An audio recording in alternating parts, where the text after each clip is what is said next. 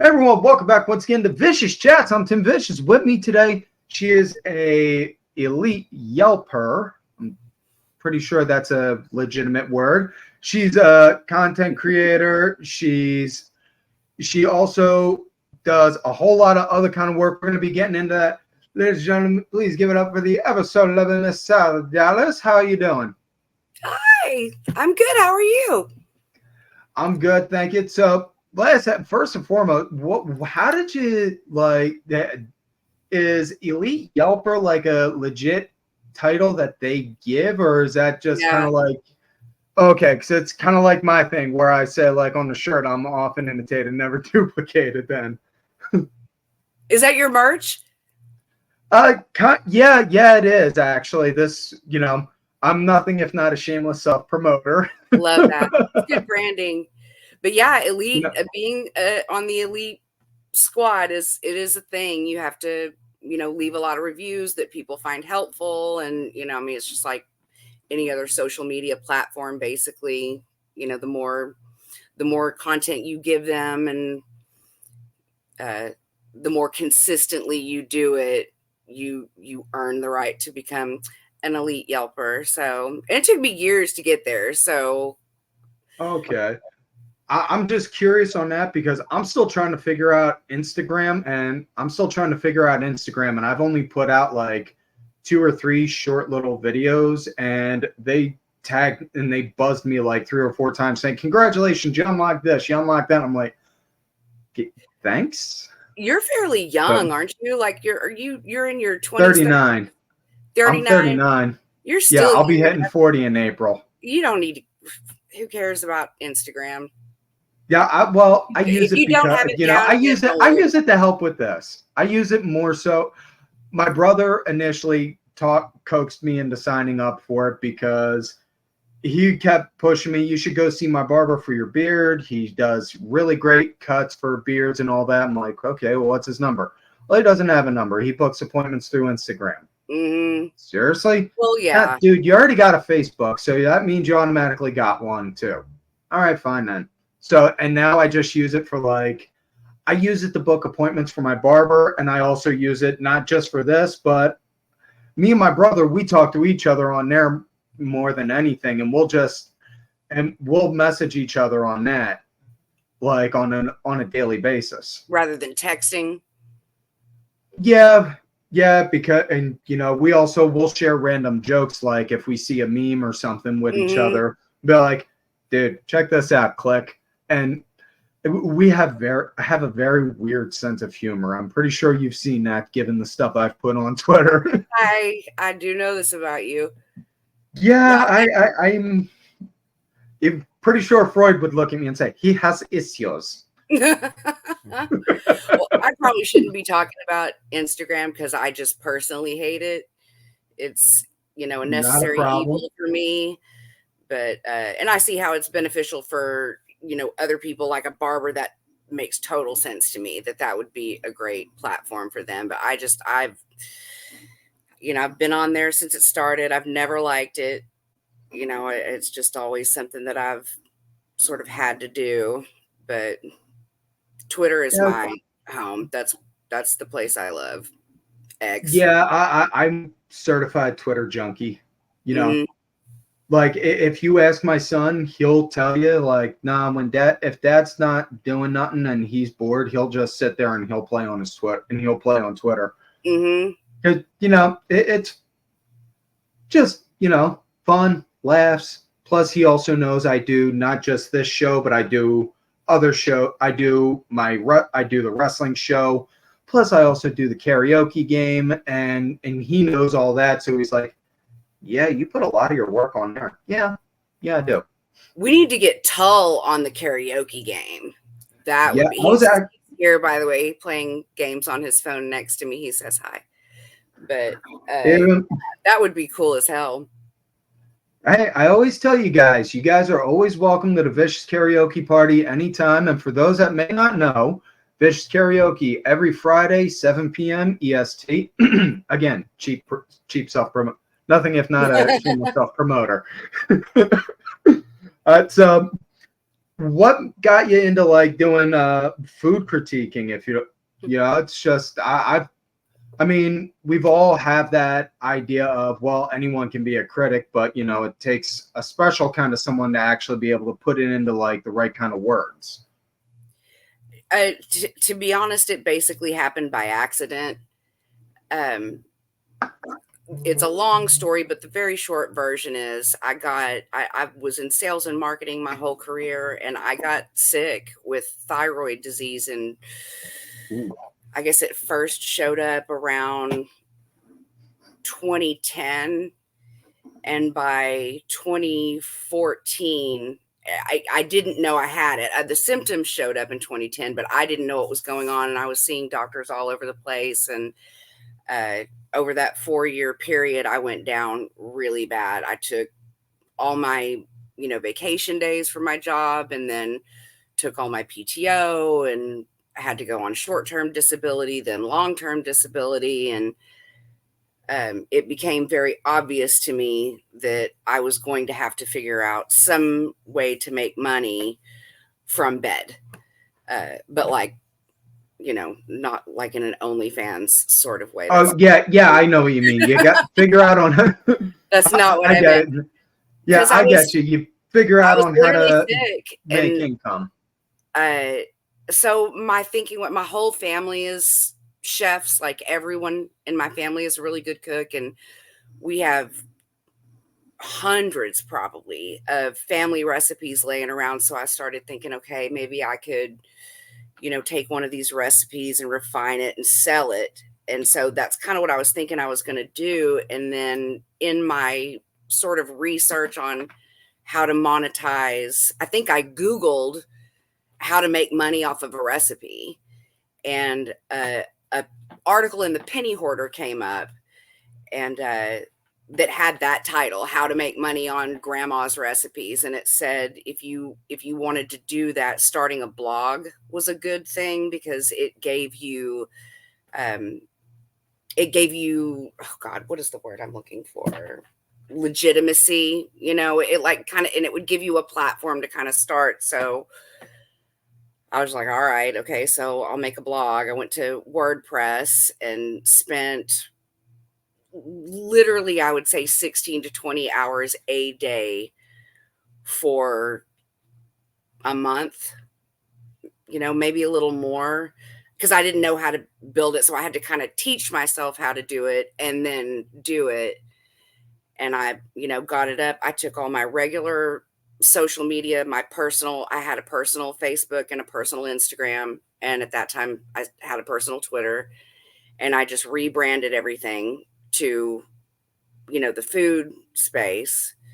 And I don't know why, maybe it was God, I don't know, but very quickly I started getting traction. I was also, at that time, I was really into the Bravo universe. Are you familiar with the hell on earth that is the Real Housewives franchises? Yeah.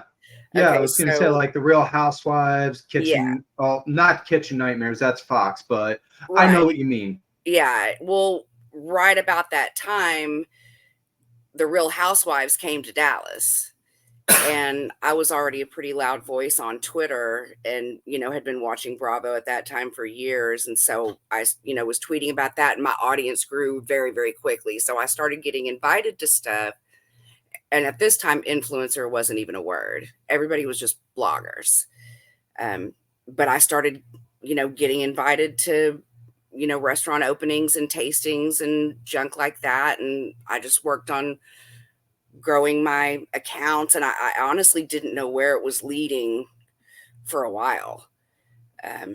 It sort of led me. So like literally the short answer is I had no choice. and it was a total accident, but it's worked out. I could never have imagined how well this has gone in less than 10 years. And it's been a grind. I've been grinding for a while.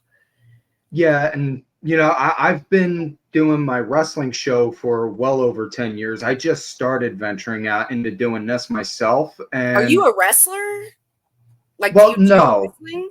Well, no. Well, what it was, I don't do like the pro. I never did like the pro stuff like you would see on Monday or Wednesday nights. Me and my buddies, we made our own backyard federation, and I did that from the time I was 12 until I was 27. That's iconic. Yeah, I did that, and honestly, the main reason I stopped was because I started getting really bad back issues. Mm-hmm. And the one day it was getting worse and worse. And it was just like, I was just doing that, I'll just stomach through it. I'm all right. Just give me a couple Motrin and some ice. And then it got to where I had to weigh the pros and cons of just getting out of bed. And by the time I was 27, my son, he was about maybe 1.5 going on 2. Mm-hmm. And I just woke up the one morning with the realization I can't keep doing this, because if I keep going at this rate, he's going to have to push me around in a wheelchair before he's out of high school. And I can't mm-hmm. do that. So I wound up talking to my buddies, and I was like, listen, I can't do this no more. I can do a retirement match, and then that's it, and blah, blah, blah. And I always joke around saying I started at the wrong time, because I was doing the backyard stuff back when people would just have like a handheld camera, and you mm-hmm. could only get it doing like the old VHS tapes circling around. So mm-hmm. I joke around all the time saying, if I was 10 years younger and got into this, I could have had something on YouTube. But I mean, I think it's really cool that you found a way to stay with something that you're passionate about, just in a different way. Yeah. And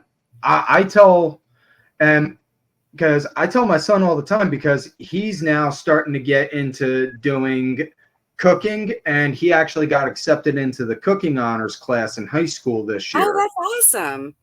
Yeah. That's awesome that they have that. Yeah. You should have seen my reaction, because my jaw hit the floor. I looked like something out of a Tex Avery cartoon. Like, you got an honors class? Yeah. Dude, I couldn't even dream of getting an honors class when I was your age. Right. Like, not to make myself sound bad, but like, I was not necessarily one of the smartest kids in school. Like, if we're Zennials, we didn't care. I didn't care. If I would have, I'm super smart. I just literally did not. Yeah. Yeah, it was just family stuff going on. Yeah, school, he got straight B+ to his grades went from B+ to A- on his report cards, and all I could think is, I am so freaking proud of you, because if I would have came home with grades like that, you know what my mom would have said to me? What? Who'd you cheat off of? Mm-hmm. What made you think who? Oh, okay, fine. Yeah, it was so-and-so. For sure. Yeah. But he's now getting into the cooking stuff, and he's very much so. He explains and he details like what it is he likes about when he's making something or something that he's eating at, because he'll tell you, like, no, listen, I don't like McDonald's burgers. They don't taste right to me. But my God, McDonald's breakfast stuff, it's because it cooks just like this, and it tastes like that, and this and this. Is he doing content?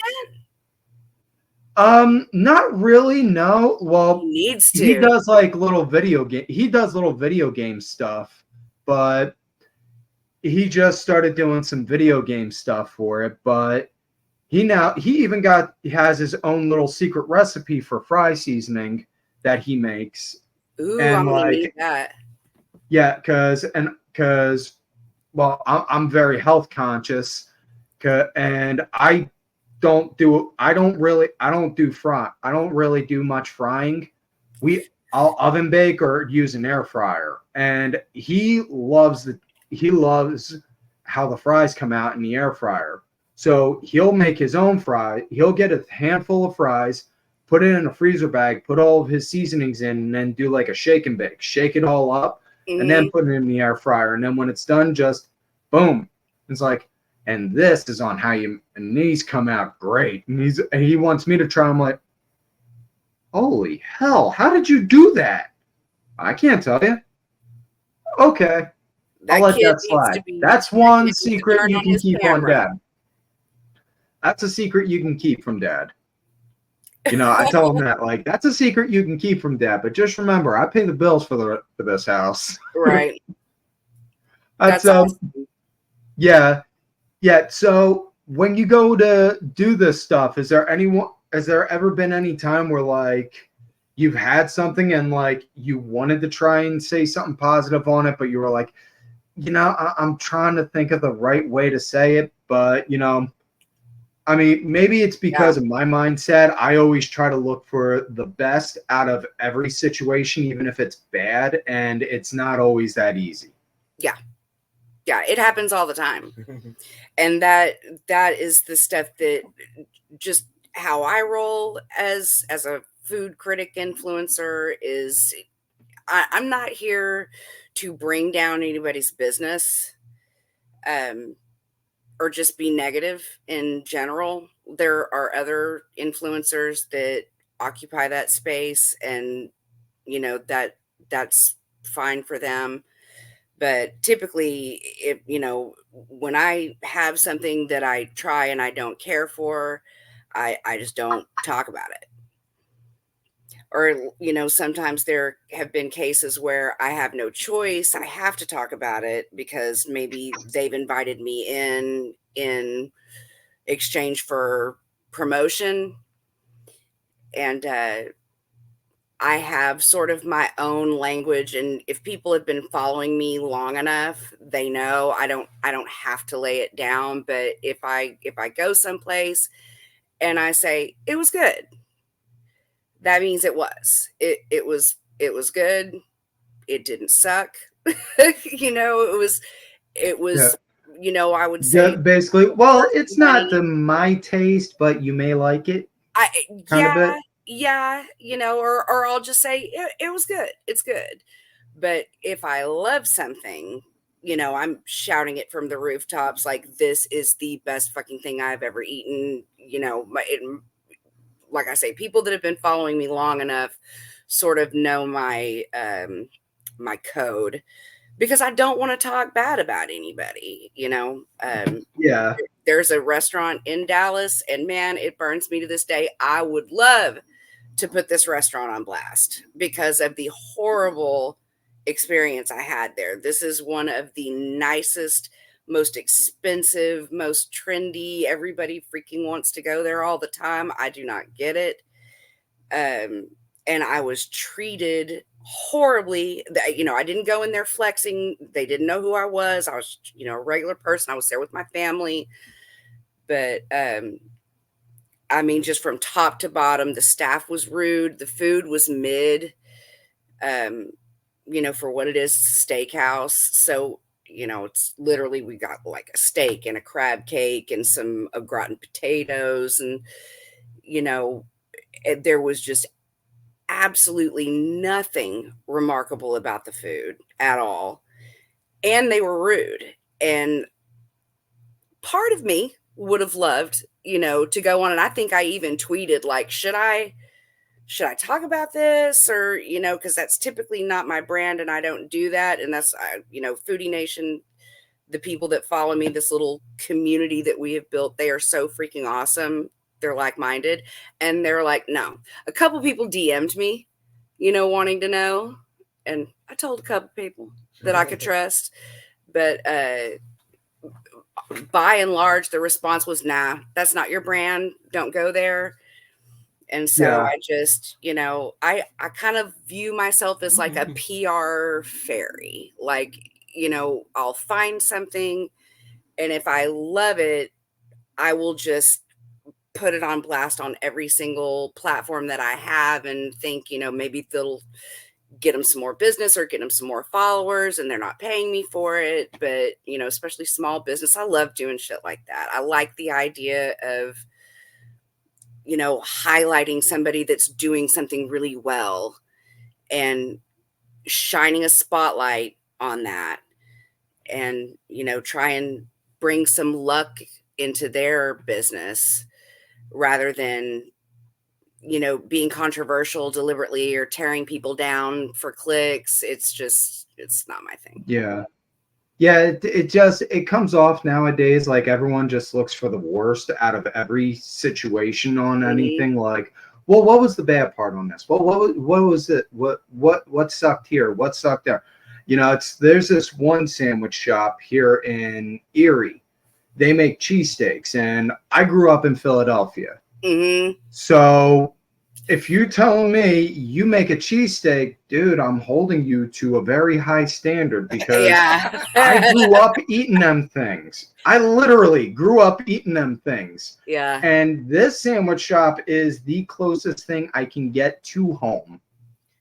Is that right? From Philadelphia. So I'm just like, yeah, and you know, and every now and then me, my son, and my parents will go. We'll take him out there and be like, "Hey, Bob, we're gonna go to such and such for dinner tonight." And he'll be like, "Oh, yes."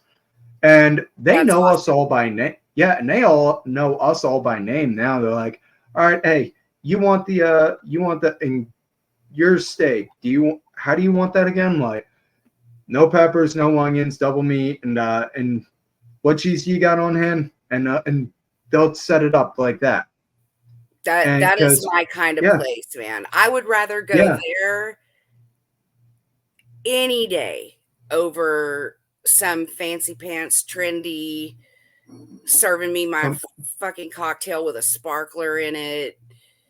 You know, I got to get dressed up and 20 bucks for valet. And it's like, I mean, I enjoy eating like that sometimes, you know, like special occasions, but when the occasion calls for it, yeah, that's one thing. But honestly, 9 out of 10 times, I'd rather just sit at like a mom and pop shop, be like, "Hey, can I get a roast beef and a soda?" "All right, thanks." Yes, and that's it. Yeah, totally. Yeah, those are the best places. And not only that, if anyone ever really wants to, if anyone's ever visiting a town and wants to know what the real city's like, never go to like one of those big swanky places. You go and check out the street carts, the mom and pop shops. Those are the best places. Yeah, definitely. Yeah, I used to tell my son all the time, like, "No, dude, when I was a kid growing up in Philadelphia, there was this one cart outside of the newspaper company, outside of this one newspaper place. They had the best Chinese food in the entire city." So just let that sink in. It just a cart, and it had that. Yeah. See, you're absolutely. I totally get, you know, how we found each other, because you're absolutely one of my people. Like they're you know, in the food space, and this is part of the reason I hate Instagram. There is a huge population of foodies that if you're not talking about Michelin stars, you know, if you're not friends with every major chef in Dallas, which by the way, I'm friends with quite a few of them. But like, if you're not on this like super elite level, then in their mind, you have no business doing what we do. And I have been called out by other foodies in my area, saying, you know, you're the least foodie person in the world because I talk about Taco Bell. And I also, like, I do mom and pops is where my heart is at. Like I really try and focus my big promo efforts on, you know, small owned business, especially if it's Black owned, especially if it's female owned. But I also really freaking love the Cheesecake Factory. And when it's 2 a.m. and I've only got like $10 to play with, I love Taco Bell. So, you know, and it's also, it's like, it's 2024 and I am not going to pretend. I'm not going to pretend anything, number one, but I'm certainly not going to pretend that I'm eating filet mignon every night. And I do get a certain level of, you know, snarkiness from people because, you know, often I am, you know, like I posted something about Bluebell and people are like, "Oh my God, GMOs." And I'm like, "Oh my God, the world is going to blow up tomorrow." You know, like, what can I say? I'm cool with GMOs. I know that makes me unpopular, but I have other shit to worry about in my life as far as keeping yourself alive, keeping, my partner, my children, my mother. I just don't have time for the pretense, for any of that. I'm trying to have fun. Yeah, because, heaven forbid, if you're going to make your own thing of chili at home, heaven forbid you get 70-30 cut that may not be organic grass-fed stuff, Right. It's unfortunately not all of us have that kind of money. You can only afford the $10 pack out of Walmart. And I think it's more fun to argue, and it's honestly, it's kind of played out, but I think it's more fun to argue about, like, should beans be in it or not be in it than, I mean, like, we're literally on Twitter, like, I've seen the documentaries. I've seen them. I know I'm not saying that you're wrong. I'm sure you're correct. I probably am poisoning myself. I don't eat like that all the time,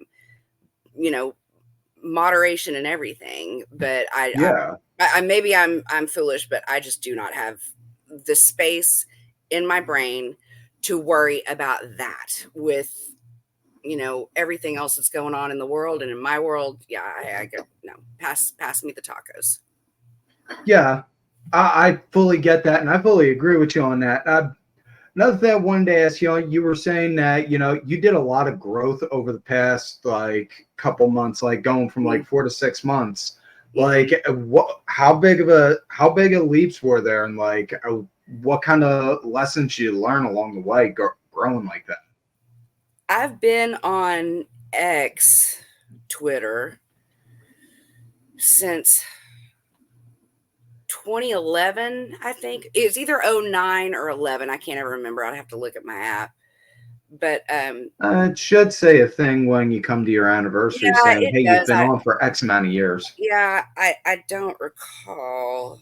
Okay, yeah, 09. Yeah, I thought it was pretty early. I joined pretty early on. And I never really had any aspirations to truly grow there because Twitter wasn't really used for that. At that time, it was just, I really just liked the platform. So, my Facebook and my Instagram, got up to about 6-7K follows. I mean, and I did it slowly. I've never bought followers ever. I don't do like follow chains where like you're in this collective of like 50 to 100 people. And every time you post something, everybody goes and interacts with it to try and drive engagement, like engagement trains or some shit. I think it's what they call it on Instagram. I don't have the time to keep up with that, but I also don't want to do that. I've wanted my growth to be slow, mostly because I'm shy, to be quite honest. And I wanted to keep my audience really, engaged in what I'm doing. Cause like, I'm not a talk show host and I'm not a supermodel and I'm not a professional chef. I'm just a mom who got sick and thought she was going to sell cookies. And now she talks about fast food on Twitter. I can only be myself. I can't pretend to be anyone else. So the growth was really slow. But I was cool with it. And I guess but I pretty much stayed like around 7,000 on Facebook and Instagram for the last like couple of years because I just don't love the platforms and I don't interact with them as much as I used to. But I guess about 4 to 6 months ago, all of a sudden, man, and I was posting the same stuff that I always do, like my own recipes and, stupid videos and things that I would find other places, creators that I like, products that I thought were cool. But I mean, just something happened and I somehow got swept up into the funnel and I went from 4,000 followers to 5,000, which I was like right around 4,000 for the longest time. And those were mostly Bravo accounts probably. But it just went bam from 4 to 5. And I was like, whoa, that's crazy. And I applied for monetization and I got it, which I could not believe that I had enough views to be monetized. But I was like, all right, cool, rock and roll. And then I went from 5 to 8 really fast. And then I was like, holy crap, okay, get to 10. And then, I mean, I've gone from less than 5 to over 80,000 in 4 to 6 months. And if I had to take a guess on what has been working, it is that I have kept my audience so authentic. I'm real with them. When I mean, I don't want to talk about it a whole lot, but I went through a really bad divorce, a few years ago. And, I would talk about it with people, that I knew and trusted on X. And I engage, Twitter is, especially now that I'm getting paid for it, Twitter is pretty much my 24/7 job. But it was always the place that I would go. Like if I couldn't sleep or whatever, people would respond to my stuff and I would respond back. And I know personally from other, big creators on X, not just in the food space, but I try and interact with them all the time and they don't interact. And I think maybe a lot of them are just too busy. I don't know what that says about me, but I've always got time to sit there on my phone and, talk to people. And like we're friends, like Foodie Nation, we're friends. And it's just, it's been so awesome. I'm so freaking grateful for it. Like if I can take this opportunity to say, like, anybody that's followed me from the beginning or recently, like, you are absolutely helping me feed my family. And I'm not gonna cry about it, but yeah, y'all are paying my bills and helping me feed my family and doing something that I really enjoy, which is just being your friend. So it's like I'm getting paid to be your bestie, which is awesome. Yeah. So, yeah, I get that. And, I definitely, interacting is definitely a big thing. I think that a lot of people tend to forget because I started little comedy shorts on my on my YouTube stuff, just weird, quirky comedy stuff. I'm not going to go into detail on it because I know it may get some people a little mad on it, but a lot. The second I get a buzz saying, hey, so-and-so commented on it, even if it's something like, this has got to be the worst video I've ever seen. But you took the time to watch it nonetheless. Amen. So for that, you got my thanks. Yeah. So, it's not just like defusing them, but it's also like, hey, you still watched it. So thanks. Yeah. Defusing a troll is honestly one of my favorite pastimes. And I will also say it is almost 100% effective 100% of the time. I can think of how would you go about, what do you recommend for that? Because there's been a couple I've had to deal with. Don't get super offended. I mean, here's the thing, don't feed the trolls either. So like if it's somebody that's just being absolutely blatantly horribly offensive and hateful, block and move on. Don't give them the attention they're looking for. But I have had people come at me for all kinds of crap, like, GMOs or, I can't think of an example right now, but, You prefer ketchup over mustard or whatever, something like that? Whatever, but like where you can tell that they're actually being shitty to me. Like they're giving me attitude or like, oh, okay, one I get a lot. And you call yourself a foodie. I get that a lot. And I'll usually just kind of, try and come back with some, like, number one, a lot of people call me foodie. I get paid doing what I do.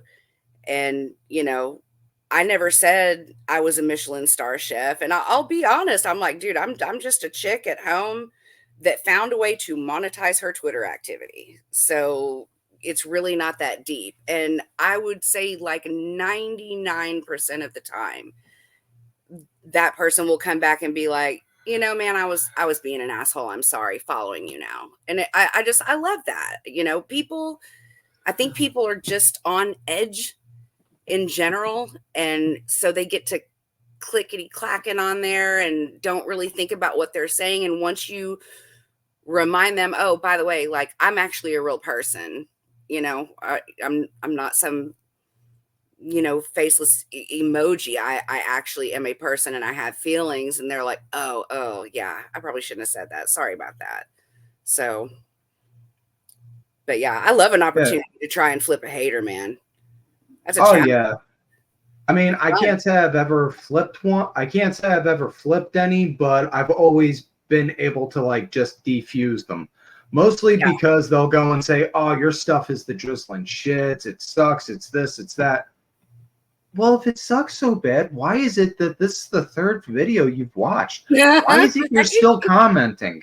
Why is it you're taking time out of your day to let me live rent-free in your head?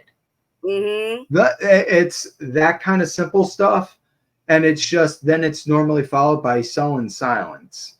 And if they give silence, that's when I'm like, got them. That's you get, you know, you could apply logic in the most simple way to a troll, and 9 out of 10 times they'll just laugh it off. But if you give them logic to the point where they're kind of like painted into a corner, then that's when they're like, oh crap, I can't do nothing now. So, and showing them a little bit of kindness too. Yeah. Because when they throw hate, at least in my case, when a lot of these people, when they throw hate at me, they want me to throw hate back for whatever reason. You know, maybe it's personal. I don't freaking know what the deal is. But I'm pretty sure it's just for Twitter fighting. Probably. And so I just, you know, I'll throw out kindness first. Like, you know, hey, didn't mean to offend you, you know, you know, whatever. And just see. And like I said, I mean, I would say 9 times out of 10, the person has turned around and just been like, oh man, okay, yeah, sorry. Didn't mean to be a jerk. I'm having a bad day, you know, whatever. Just people are so on edge and ready to freaking argue on the internet. And I'm like, nah, bro, let's talk about hamburgers. Because I mean, I will say this personally, I don't like pineapple on pizza, but there are people out there that'll go, and there will be people out there that'll argue, oh no, it belongs, it's this, that, and the other. Okay, dude, you can like it. I don't. That's it.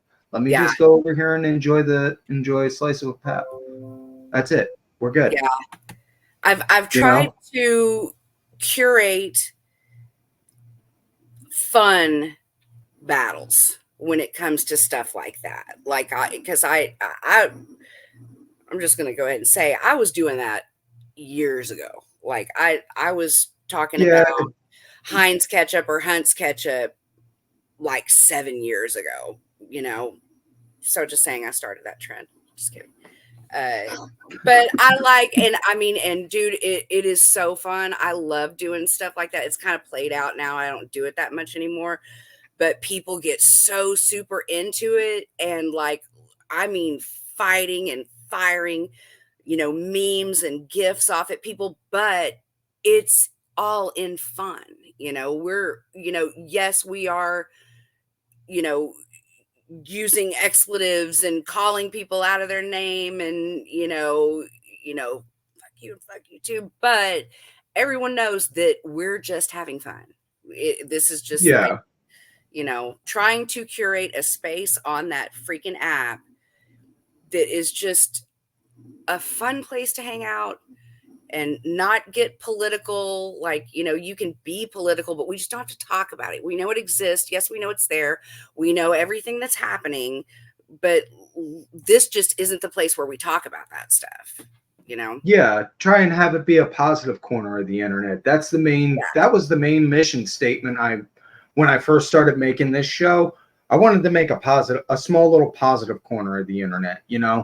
Too many people constantly keep blowing up saying, well, this sucks, that sucks, this sucks, the world sucks. Okay, well, let's talk about stuff that doesn't suck. Right. You know, so let me ask you now, how do you, So let me ask you also, how do you go? How is it with doing the monetizing and since you said it yourself, you get paid to be on Twitter. What's it like doing monetizing and having Elon, for lack of a better term, being your boss, signing your paychecks? Elon, my problematic boss. God bless him. God bless him. Because Bless before his heart. as a Dallas girl I'm would from say. South. I'm from South Philly. Trust me, I know that Okay, saying all too well. Hey man, he made it possible for me to make money doing what I do. For whatever reason, I was monetized on Instagram for a while. They had a program for a while, and I was doing really well. Like I wasn't comfortable, but I was growing. I was getting there. I was making decent side money, like a decent part-time job, basically. Just enough to help pay the bills. I mean, not all of them, but it would pay like one or two a month. Yeah.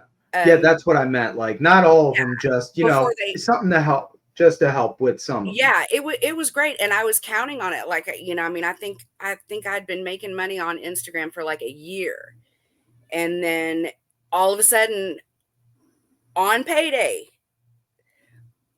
it's like released on Twitter that Instagram had paused their monetization program. And so it just cut off. And I was like, damn, like that sucked. I really was, counting on that money at the time. I'm paying lawyers and crap like that. And so, yeah, that stopped. But I've never just been like super super popular on Instagram, and I am pretty popular on Facebook, but make no money. Like no one's ever sent me a star. Not in 10 years of doing this, never have I received one star. I get my invoice from Meta for like ad share every month, and it's like 22 cents. But it's not my focus. But when Elon came in, and I do believe he is a brilliant person. I absolutely I've been, watching him for a long time. He is a brilliant freaking man. And I know that he had to think, okay, so, I'm buying this platform. I need to have good content too. And so what's the way to get good content? You pay content creators. It just makes sense. And it makes sense to me that he would want to be competitive with Zuckerberg and, whoever the hell it is that's, running TikTok. And I would imagine he wants his creators to be able to make a living like they do on YouTube. I don't really, the formula for the monetization, as far as my research has gone, it's hard to pin down. But I will say that I noticed a noticeable jump. You get paid every 2 weeks, every other Friday. And I noticed a noticeable jump when I went over 5,000. I noticed another noticeable jump when I went over 10. And then it kind of mellowed for a while. And then when I hit 50, it multiplied by 5 times. And again, I'm still, I'm not comfortable. It's not what I would consider a full-time income. And I'm not like a bougie person that needs to make a lot of money, but Yeah. it doesn't pay all of my bills yet. But is that something that you think you would look?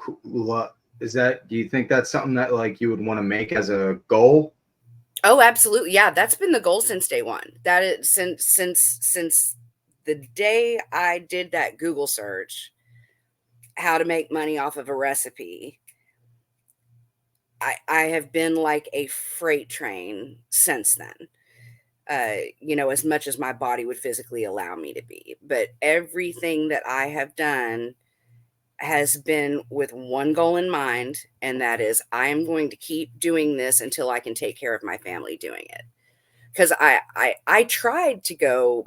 I'm no longer disabled. I'm so much healthier than I was. I mean, I was at my worst. I was like 84 pounds, and I could not get out of bed for anything. Like I couldn't. I could barely wash my hair because I couldn't have my hands up over my head that long. Walking across the room, like I damn near died from that disease. But I did try to go back to work. You know, I got a job as a waitress that I loved. But man, it was just so difficult on me physically. And all I've ever done is retail and sales. So, you know, I'm not like a computer Excel. I can't be, I've never been a secretary. I don't know how to do that. You know, I've always just been selling, and that's basically what I do, you know, on Yeah. I'm selling and marketing other people's shit. But, yeah. And, you know, and for lack of a better term, content creating, in a way, it's pretty much like sales. You know, you're saying, hey, you want to buy this video, or you want to buy this product you see in this video. So you got to go out there and put on your Billy Mays hat and be like, try OxyClean. Exactly. You know, I did telemarketing when I was in college. I think I was like maybe one.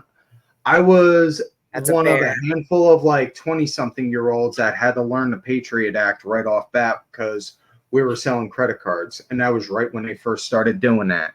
Oh, so I had to learn the rules with that right at a very young age. So I was like, oh, okay. But yeah, I did. Yeah, I'm a jack of all trades. You name it, chances are I've done it in retail.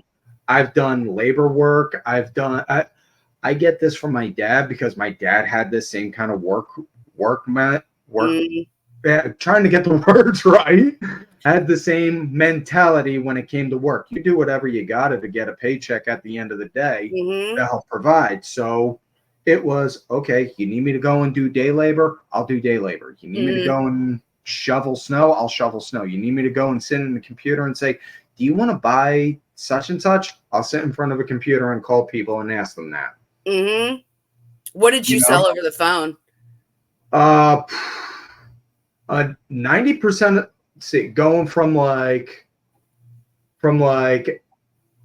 08 until like the beginning of 10, pretty much anything you'd ever see on infomercials.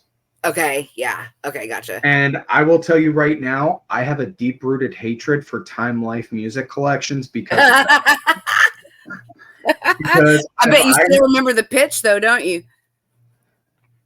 Good evening. Thank you for calling Best of Motown from Time Life Collection. My name's Tim. Can I have your zip code, please? Yep. Oh, no. Yeah. Okay. I've done telesales twice in my life. Once it was actually my first job selling health club memberships. Literally, they gave you a phone book, and you just went down the phone book and called people and try and get them to come in for a free day pass or whatever.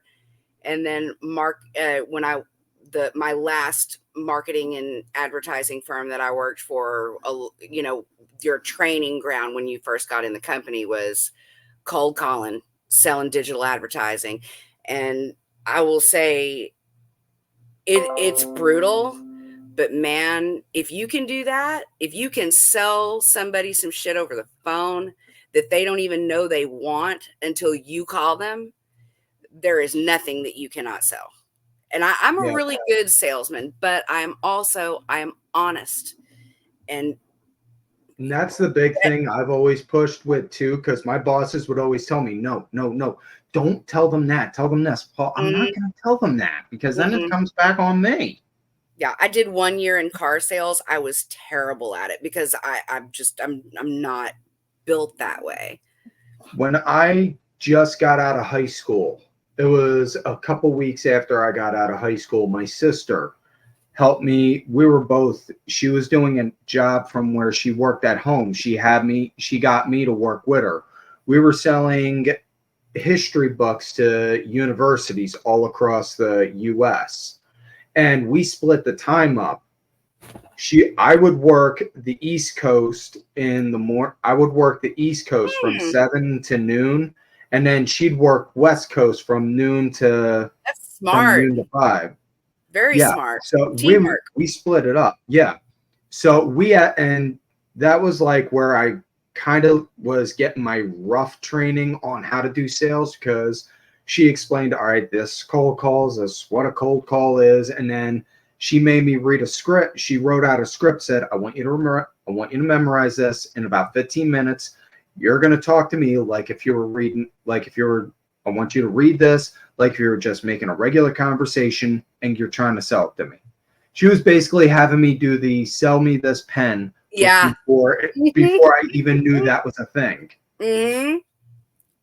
Oh man, I've had to sell so many damn pens to get jobs. Yeah. And they always are looking for a different way, and it's always a different pen.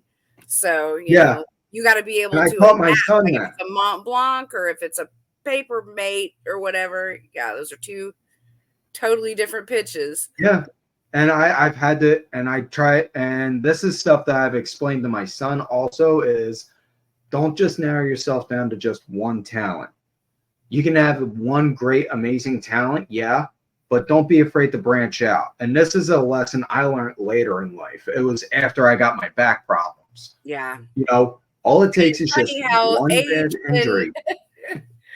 Age and injuries can make you learn a lot of things at a relatively quick age. Yep. All it takes is one bad injury, and next thing you know, what you're doing can be gone just like that. Yeah. All it takes is a thief, and they can rob you blind. You go and you learn.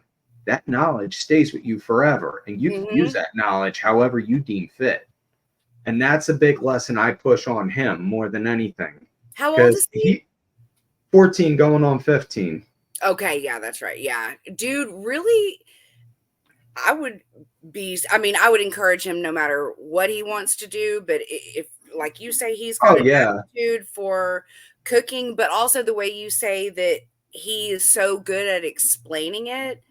I mean, I'm trying to tell my kids, like, if you think you have an aptitude for content creation, start now, because the internet is not going anywhere. And the sooner you start, the sooner you can start, just building a foundation and followers, and the sooner you get monetized. And I think this is, because I think I read a thing saying, but future, I hope.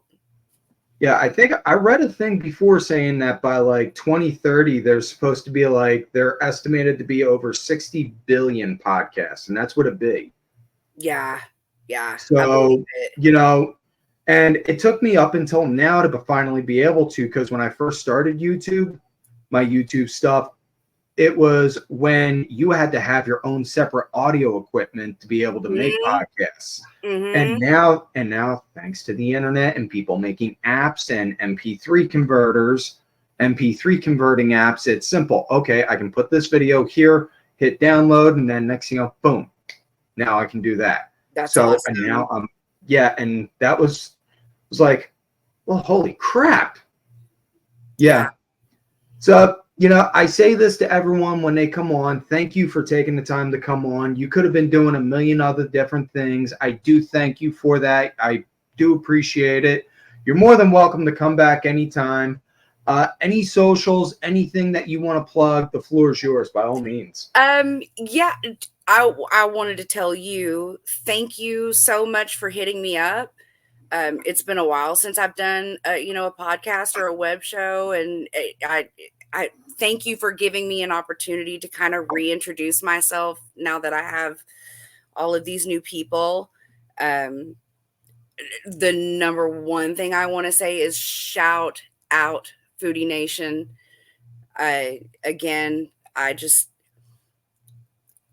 Y'all got me through the pandemic. You got me through divorce. You got me through the pandemic.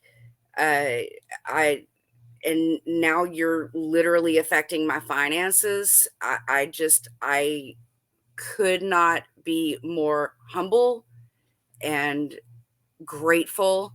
And I literally love every single one of you. I'm sorry. I'm just that type of goober chick that if you're nice to me like once, I love you and think we're best friends. So like I just absolutely freaking adore all of y'all. I love talking to y'all. Please here's my one beef. You guys are making food and not getting footage. And that does not work for me. I like if you tell me, you know, I made this amazing brisket last Saturday and there's no photo. I mean, thank you for letting me know, but I want to see footage. And also like, you know, that's the fun of this is like I love when you guys are in the comments like sharing recipes and stuff and like making friends and it's just like it's so fucking gratifying, you know, for me. I enjoy it so much. And the last thing I'll say is and this is like so weird and off topic, but especially women, get your thyroid checked. I so wish I had taken my health more seriously in my early 30s. I had symptoms, but just was like, you know, it's just a headache. It's just a dizzy spell. It's just, you know, I'm losing weight. Like it's no big deal. I didn't take my own health as seriously as I should have. And it you know, led me on a damn near 10-year journey that almost killed me.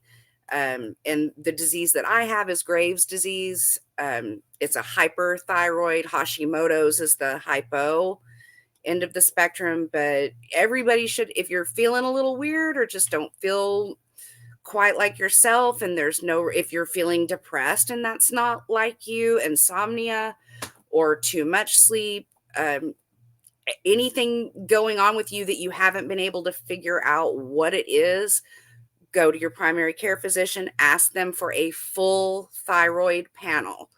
And you have to use that nomenclature.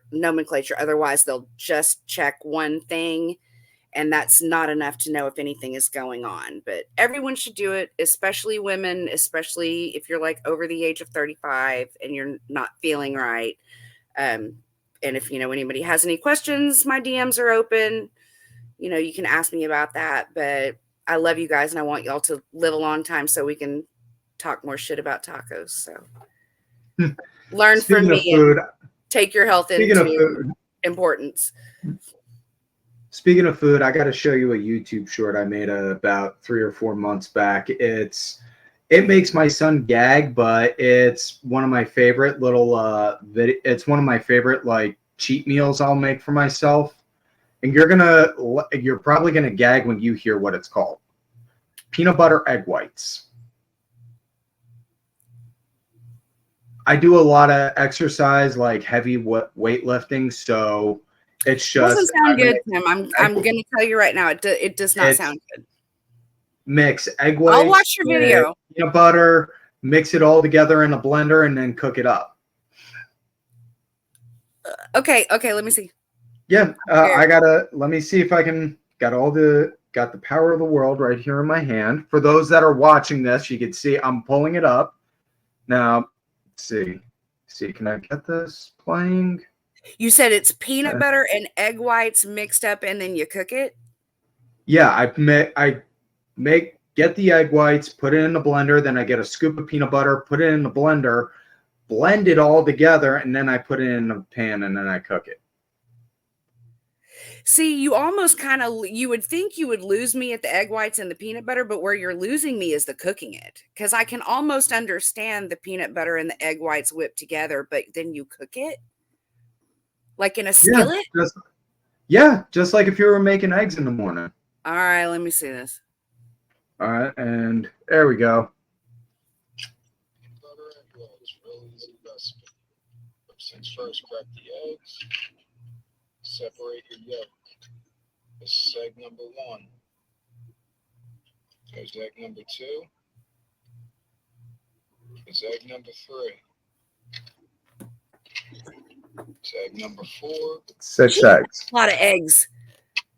Egg number 5. And egg number 6. Respect.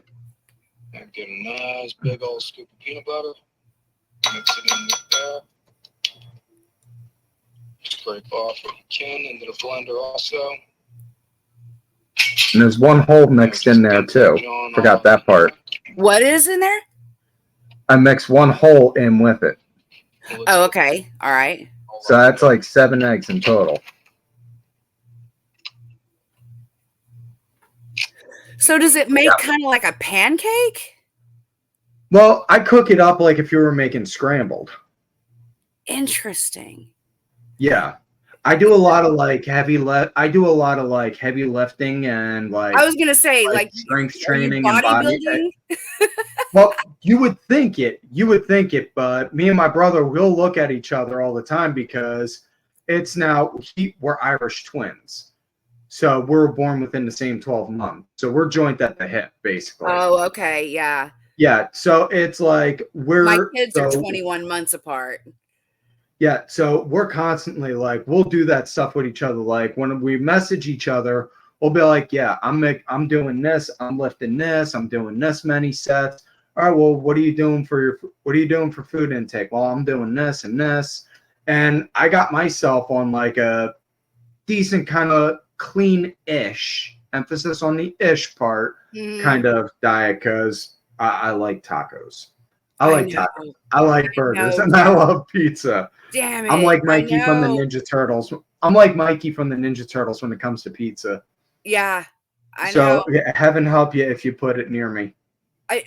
People are like, "How can you eat like that?" I'm like, it's not my fault that chicken are delicious. It's that you gotta take that up with God, and that they're 10 times more delicious when you fry them. I don't make the rules. It's just just. Yeah. Well, I'll send you the link of that also. But did you get good engagement on that video? I got about 900 something on that. I would think. And I was just like, what the? You need to let me share that. You need to let me share that on Twitter. I'll send that to you. Twitter has to say about that.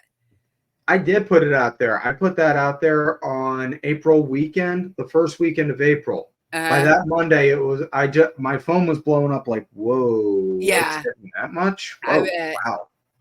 But I'll try and find it and I'll retweet it. I'll DM it to you. I'll DM you the link. See what the masses have to say.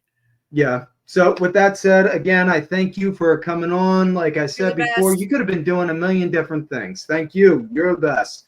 You're more than welcome to come back anytime. Yeah, and hey, hit us up about that karaoke thing. We're in for that. Oh yeah, definitely. That'll be starting up in a little while. Okay, cool. And I'll see you in on Twitter in I don't know what, like 30 seconds, probably. Give or take. All right, folks. Again, thanks for taking the time to listen. Have a good one. Right on, man. Take it easy.